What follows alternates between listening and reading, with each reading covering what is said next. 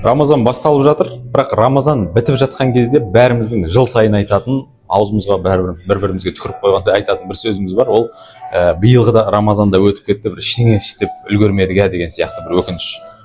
Мен де айтқанмын, сіз де айтқансыз, мүмкін бәрі айтатын шығар. Сондықтан биылда бір бармақ тістеп өкініп отырмас үшін менің ұсынысым, ораза қасиетті ай басталмас бұрын осы 30 күнде істеуіміз керек 30 игі істің бір тізімін жасап алайықшы. Құдайға ұнайтын, сауап табатын, бір пайдалы, бір берекелі ау деген бір істердің тізімін жасап алайықшы. Еш қиындатудың керегі жоқ. Өзіңізге ыңғайлы, өзіңіздің оң жамбасыңызға келетін істер болсын бастысы.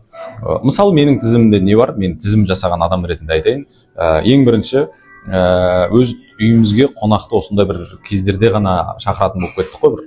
Осы Алматы қаласында тұратын туыстарымның басын қосып, соларға ауызашар берем.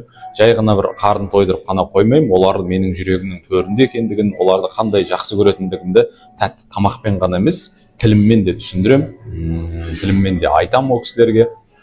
Баламды алып тарауққа барғым келеді, тарапқа барғым келеді, тараптың не екендігін, оның не үшін оқылатындығын, не үшін ораза тұтып жүргенімізді, не үшін аузымыз берік екенін деген сияқты оразаның құндылықтарын ұлыма түсіндіремін.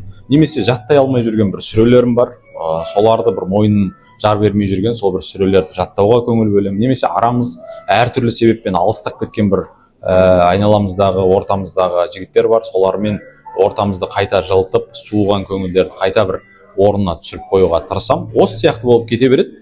Бастысы әйтеуір 30 күнде бір 30 сауапты игі істі істеп қалу. Ол үшін міне ай басталар алдын сол істің тізімін жасап алсақ, телефонымыздың заметкасына бәрі оңай. Рамазан бітіп кеткен кезде өкінбеу үшін.